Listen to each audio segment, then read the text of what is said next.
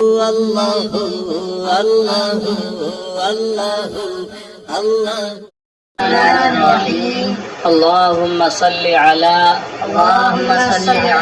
سيدنا محمد وعلى آل سيدنا ومولانا محمد وبارك وسلم رب يسر ولا تعسر وتمم بالخير رب يسر ولا تعسر وتمم بالخير رب يسر ولا تعسر وتمم بالخير اللهم افتح علينا حكمتك وانشر علينا رحمتك يا ذا الجلال والإكرام اللهم ربنا زدنا علما نافعا بسم الله الرحمن الرحيم الجملة المفیدہ یہ کتاب جو آپ حضرات پڑھنے جا رہے ہیں اس کتاب کا نام ہے النحو الواضح النحو الواضح کھلا ہوا نحو کھلا ہوا نحو واضح نحو علم نحو کے واضح قواعد تمرینات یہ سب بیان کی گئی ہیں اور فن نحو میں ایک اچھی اور بہتر کتاب ہے اس میں عربی زبان کے قواعد آپ کو سکھائے بتائے جائیں گے کہ مرکب تام کیا ہے کیونکہ مرکب تام کا دوسرا نام جملہ مفیدہ بھی ہے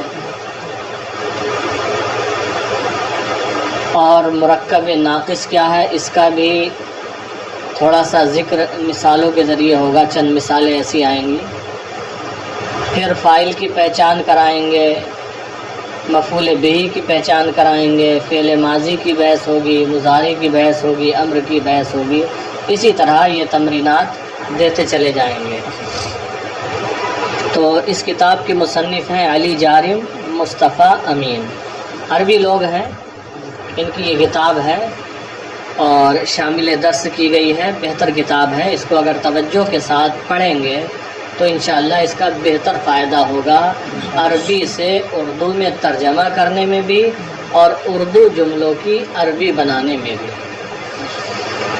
تو یہاں سے انہوں نے جہاں سے کتاب کا آغاز کیا لکھتے ہیں الجملۃ المفیدہ وہ جملہ جو فائدہ دے جملہ مفیدہ یعنی وہ جملہ جو فائدہ دے اب یہ جملہ فائدہ کون سا دے گا یہ جملہ کوئی دنیا دار شخص تو ہے نہیں جو پیسے دے دے مال و دولت دے کر فائدہ پہنچا دے یا اچھے کھانے کھلا کر فائدہ پہنچائے یہ تو پڑھنے لکھنے کا معاملہ ہے سمجھنے سمجھانے کا تو جملہ مفیدہ اس جملے کو کہا جاتا ہے جو آپ کو پورا فائدہ دے سمجھنے کے اعتبار سے یعنی جو بات کہی گئی آپ کو وہ معلوم ہو جائے اور فائدہ مل جائے بات اگرچہ ایک ہی معلوم ہو لیکن مکمل معلوم ہو جائے جیسے کہ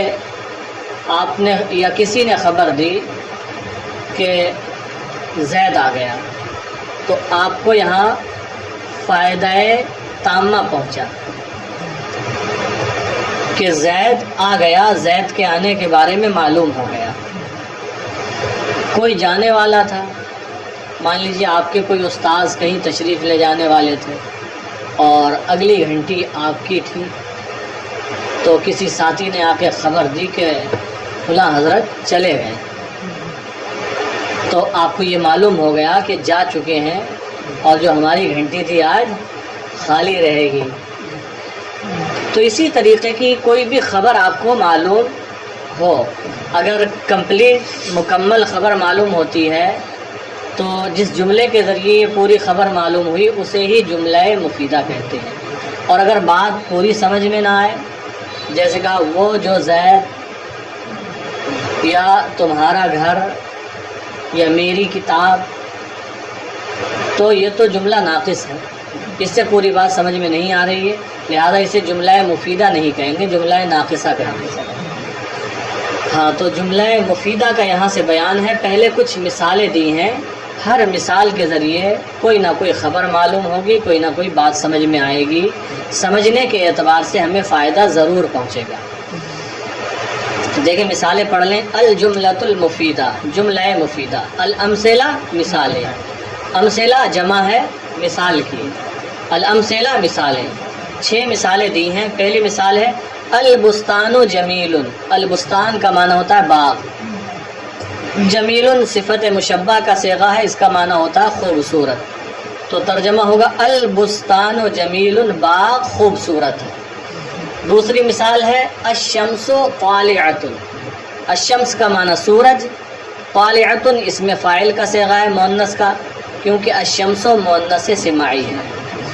الشمس طالعۃ، طالعۃ طلوع ہونے والا، حال ہے وہ، اس میں فاعل ہے اور اس میں فاعل کے اندر حال کا زمانہ حال بھی ہوتا ہے اور زمانہ استقبال بھی ہوتا ہے۔ الشمس طالعۃ ترجمہ کرتے ہیں سورج طلوع ہے، سورج نکلا ہے یا سورج طلوع ہو رہا ہے، دونوں طرح سے ترجمہ کر سکتے ہیں۔ تیسری مثال ہے شمع علی وردۃ، شمع یا شم معنی ہوتا ہے سونگنا،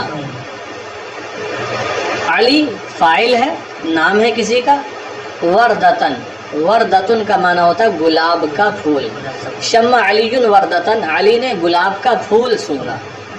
پھر چوتھی مثال ہے قطف محمد زہرتن، قطف فعل ماضی ہے، اس کا معنی ہوتا ہے توڑنا، قطف توڑا، محمد فاعل ہے، یہ کسی کا نام ہے، محمد نے، زہرتن، زہرتن، زہرتن معنی ہوتا ہے پھول یا کلی، کلی جو پھول کے کھلنے سے پہلے کی حالت ہوتی ہے اسے کلی کہتے ہیں، اور پھول کو بھی زہرہ کہا جاتا ہے۔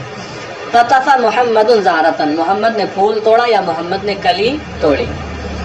پھر پانچویں مثال ہے یعیش السمک فی الماء، عاشا یعیش، یعیش فعل مضارع ہے، یبیع کے وزن پر، آج کل یبیع کی گردان پڑھ رہے ہوں گے یا پڑھ چکے ہوں گے پنج گنج میں۔ یعیش، عاشا یعیش کا معنی ہوتا ہے زندگی گزارنا، رہنا۔ یعیش السمک، السمک معنی مچھلی، یعیش السمک، مچھلی زندگی گزارتی ہے فی الماء، پانی میں، یعنی مچھلی پانی میں زندگی گزارتی ہے، یعنی رہتی ہے، مچھلی پانی میں رہتی ہے۔ وہی مشہور مثال ہے وہ تو، مچھلی جل کی رانی ہے، جیون اس کا پانی ہے۔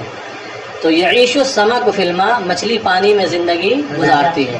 آخری مثال ہے جو چھٹی ہے یکسر النخیل فی مصر، یکسر، کسرا، کسورا یکسر، کرما یکرم سے کثیر ہونا، زیادہ ہونا، یکسر النخیل، النخیل کھجور کے درخت، کھجور کے پیڑ، یکسر النخیل، کھجور کے درخت زیادہ ہوتے ہیں فی مصر، مصر میں، جسے آج ایجپٹ کہا جاتا ہے انگلش میں، یکسر النخیل فی مصر، مصر میں کھجور کے درخت زیادہ ہوتے ہیں۔ اب یہ 6 مثالیں ہیں، آگے بحث شروع ہو رہی ہے، تو بحث میں آپ کو یہی سمجھائیں گے، اوپر جو ہیڈنگ ہے الجملۃ المفیدہ، جملہ مفیدہ، یہ جو 6 جملے ہیں جملہ مفیدہ ہیں، ان سے آپ کو فائدہ حاصل ہو رہا ہے، یعنی سمجھنے کے اعتبار سے آپ کو پوری بات معلوم ہو جا رہی ہے، پوری خبر مل رہی ہے، فائدہ تامہ حاصل ہو رہا ہے۔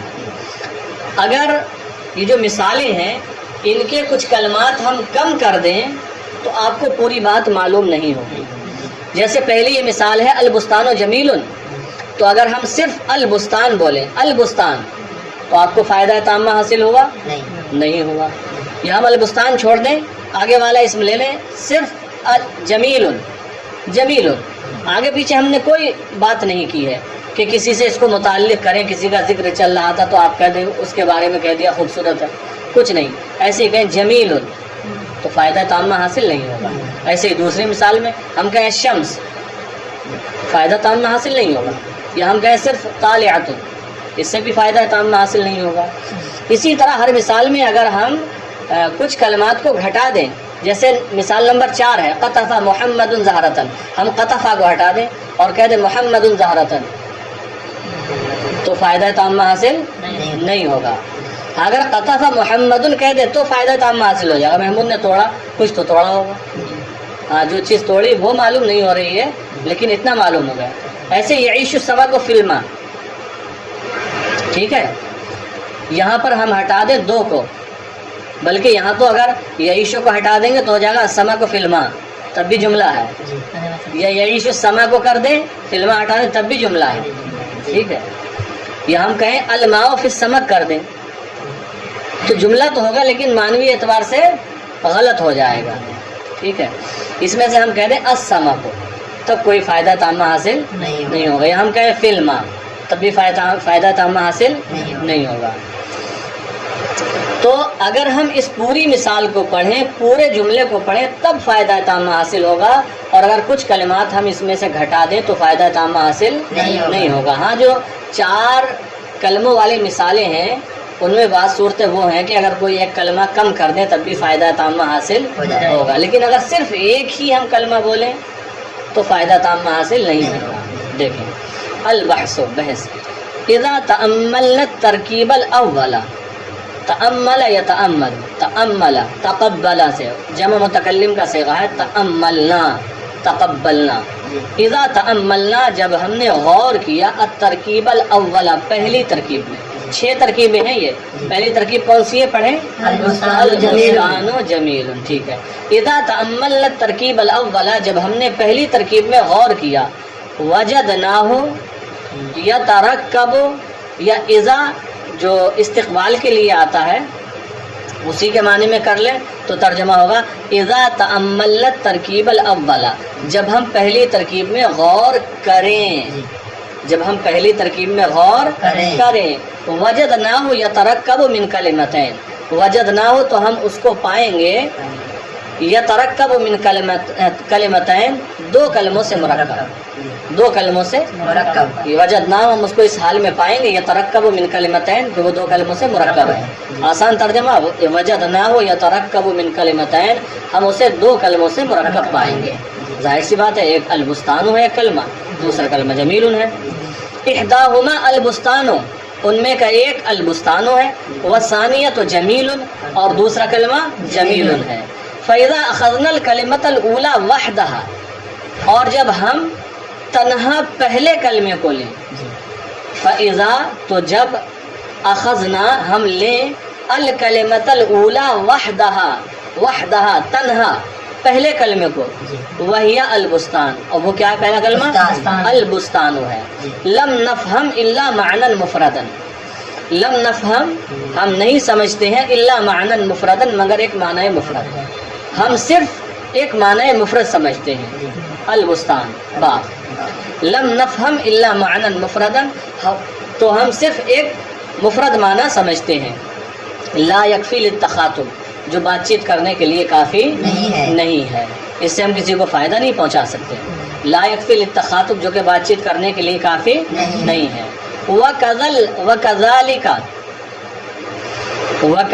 الْحَالُ، اور یہی حال ہے، اذا اخذنا الکلمۃ الثانیۃ وحدها، جب ہم تنہا دوسرے کلمے کو لیں، اور یہی حال ہوگا جب ہم تنہا دوسرے کلمے کو لیں. وہی جمیل، اور دوسرا کلمہ کیا ہے؟ اور وہ جمیل ہے. یعنی جب ہم صرف ایک کلمہ لیں گے تو ہمیں کوئی فائدہ تامہ حاصل نہیں ہوگا، صرف ایک معنی مفرد ہی سمجھ میں آئے گا. وَلَكِنَّا إِذَا ضَمَمْنَا إِحْدَى الْكَلِمَتَيْنِ إِلَى الْأُخْرَى، وَلَكِنَّا، اور لیکن، اذا ضممنا، جب ہم ملا دیں، جب ہم ضممنا، جمع متکلم کا صیغہ ہے، ضم کر دیں، لیکن جب ہم ملا دیں احدى الکلمتین، دونوں کلموں میں سے ایک کو، الی الاخری، دوسرے کے ساتھ، جب ہم دونوں کلموں میں سے ایک کو دوسرے کے ساتھ ملا دیں، علی النحو الذی، اس طریقے پر، الذی فی الترکیب، جو ترکیب میں ہے، جو ترکیب میں یہاں ہے، جو لکھی ہوئی مثالیں ہیں، علی النحو الذی فی الترکیب، اس طریقے پر جو ترکیب میں ہے. وَقُلْنَا، اور ہم کہیں، البستان جمیل، فہمنا معنی کاملا، تو ہم ایک کامل معنی سمجھیں گے، یا ہم نے کامل معنی سمجھا، واستفدنا فائدتاً تامہ، اور ہم نے پورا فائدہ حاصل کیا، اور ہم نے پورا فائدہ حاصل کیا۔ اب جو معنی کامل سمجھا اور پورا فائدہ حاصل کیا وہ ہے کیا، اس کو بتا رہے ہیں۔ وَهِيَ اتصاف البستان بالجمال، وَهِيَ، اور وہ ہے اتصاف البستان، باغ کا متصف ہونا، بالجمال، جمال کے ساتھ، خوبصورتی کے ساتھ، اور وہ باغ کا خوبصورتی کے ساتھ متصف ہونا ہے۔ یہی تو ہمیں معلوم ہوا کہ یہ باغ خوبصورتی کے ساتھ متصف ہے، اور وہ باغ کا خوبصورتی کے ساتھ متصف ہونا ہے۔ وَلِذَلِكَ يُسَمَّى هَذَا التَّرْكِيبُ جُمْلَةً مُفِيدَةً، وَلِذَلِكَ، اور اسی وجہ سے، يُسَمَّى هَذَا التَّرْكِيبُ، اس ترکیب کا نام رکھا جاتا ہے جملۃ مفیدۃ، جملہ مفیدہ، اور اسی وجہ سے اس ترکیب کا نام جملہ مفیدہ رکھا جاتا ہے۔ وَكُلُّ وَاحِدَةٍ مِّنَ الْكَلِمَتَيْنِ، اور دونوں کلموں میں سے ہر ایک کو تعد، شمار کیا جاتا ہے، تعد، شمار کیا جاتا ہے، جزءا من هذه الجملہ، اس جملے کا جز، اور دونوں کلموں میں سے ہر ایک کلمے کو اس جملے کا جز شمار کیا جاتا ہے۔ البستان بھی اس کا ایک جز ہے، اور جمیل بھی ایک جز ہے۔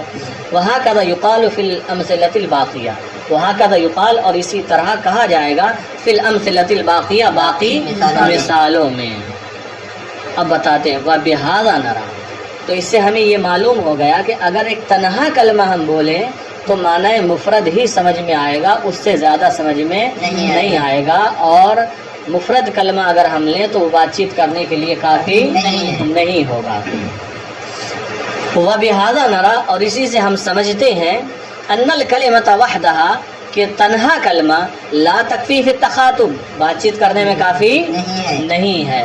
وبہذا نرا، اور اسی سے ہم سمجھتے ہیں، یہ رائے رکھتے ہیں کہ تنہا کلمہ لا تکفی فی التخاطب، بات چیت کرنے میں کافی نہیں ہے۔ وانہ لا بد من کلمتین فاکثر، وانہ لا بد، ضروری ہے، من کلمتین، دو کلمے، فاکثر، یا اس سے زیادہ، دو کلمے یا ان سے زیادہ کا ہونا ضروری ہے، حتی یستفید الانسان فائدۃ تامہ، تاکہ انسان فائدہ تامہ حاصل کرے، حتی یستفید الانسان فائدۃ تامہ، تاکہ انسان فائدہ تامہ حاصل کرے۔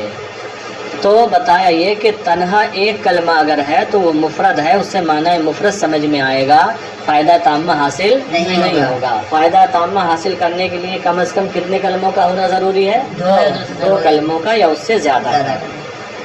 اب اس بات پر ایک سوال پیدا ہوتا ہے، ایک اعتراض، کہ آپ نے کہا کہ تنہا کلمہ بات چیت کرنے کے لیے کافی نہیں، اس سے فائدہ تامہ کامل معنی سمجھ میں نہیں آتا ہے، تو کہہ رہے ہیں ہمارے پاس ایسے ایسے کلمے ہیں سنگل کہ اس سے پورا فائدہ سمجھ میں آتا ہے۔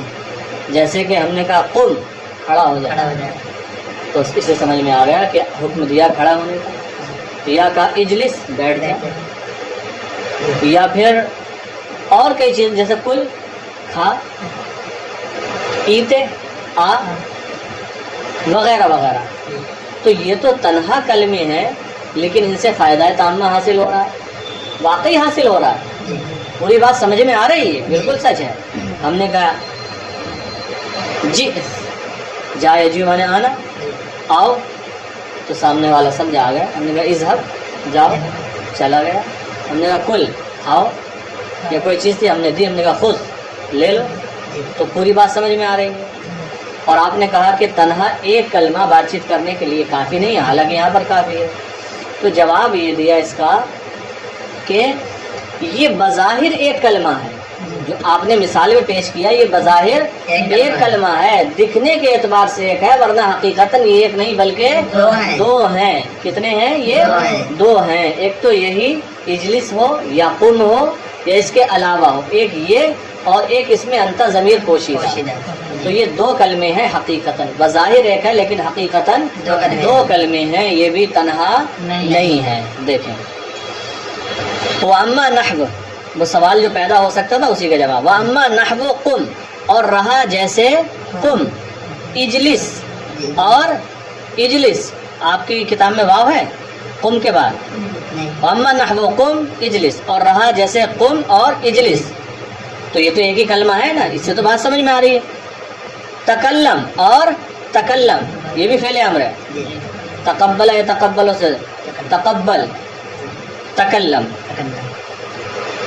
تو کہتے ہیں مما ظاہرہ، جس کا ظاہر یہ ہے انہ کلمۃ واحدۃ، کہ یہ ایک کلمہ ہے، کافیۃ فی التخاطب، بات چیت کرنے میں کافی ہے. جس کا ظاہر تو یہی ہے کہ ایک کلمہ ہے اور بات چیت کرنے میں یہ کافی ہے، جبکہ پیچھے کہہ چکے ہیں کہ تنہا کلمہ بات چیت کرنے کے لیے کافی نہیں ہے. تو کہتے ہیں فلیس فی الحقیقۃ بکلمۃ واحدہ، تو یہ حقیقت میں ایک کلمہ نہیں ہے. وانما ہوا جملۃ، اور یہ تو جملہ ہے، مرکبۃ من کلمتین، جو دو کلموں سے مرکب ہے. وانما ہوا جملۃ، اور وہ تو جملہ ہے، مرکبۃ من کلمتین، جو دو کلموں سے مرکب ہے. وہ کون سے ہیں دو کلمے؟ احداہما ملفوظۃ، ان میں سے ایک ملفوظ ہے جو لفظوں میں دکھ رہا ہے، وہی قم، اور وہ قم ہے مثلا، اور وہ مثلا قم ہے. والاخری غیر ملفوظۃ، اور دوسرا ملفوظ نہیں ہے، غیر ملفوظ ہے. وہی انتا، اور وہ انتا ہے، ہر ایک کے اندر انتا ہے. التی یفہمھا السامع من الکلام، التی یفہمھا، جسے سمجھ لیتا ہے، السامع سامع سننے والا سمجھ لیتا ہے، من الکلام کلام سے، جسے سننے والا کلام سے سمجھ لیتا ہے. وَإِن لَّمْ يُنطق بِهَا، اگرچہ اس کا نطق نہیں کیا جاتا ہے، اگرچہ اسے بولا نہیں جاتا ہے. تو معلوم یہی ہوا کہ جملہ مفیدہ میں کم سے کم دو کلموں کا یا ان سے زیادہ کا ہونا ضروری ہے. ایک کلمے سے فائدہ تامہ حاصل نہیں ہوتا ہے. اور رہی وہ مثال ہے جیسے قم ہے، اجلس ہے، تکلم ہے، تقبل ہے، اذهب ہے، وغیرہ وغیرہ. تو یہ اگرچہ بظاہر ایک کلمہ ہے لیکن حقیقت میں یہ پورا جملہ ہے جو دو کلموں سے مرکب ہوتا ہے. ایک کلمہ ملفوظ ہوتا ہے، ظاہر ہوتا ہے، دکھتا ہے، دوسرا غیر ملفوظ ہوتا ہے جو کہ اس کے اندر ضمیر ہوتی ہے. القواعد، قاعدے بیان کیے ہیں یہاں پر دو. الترکیب الذی، جملہ مفیدہ کی تعریف. الترکیب الذی یفید فائدۃ تامہ، وہ ترکیب جو فائدہ تامہ دے. الترکیب الذی یفید فائدۃ تامہ، وہ ترکیب جو فائدہ تامہ دے. یسمى جملۃ مفیدۃ، اس کا نام جملہ مفیدہ رکھا جاتا ہے. یسمى جملۃ مفیدۃ، اس کا نام جملہ مفیدہ رکھا جاتا ہے. ویسمى ایضا کلاما، اور اس کا نام کلام بھی رکھا جاتا ہے، اور اس کا نام کلام بھی رکھا جاتا ہے. جملہ مفیدہ بھی رکھا جاتا ہے، مرکب مفید بھی رکھا جاتا ہے، کلام بھی رکھا جاتا ہے، مرکب تام بھی رکھا جاتا ہے. فارسی قواعد و انشاء میں بھی 3 نام بیان کیے گئے.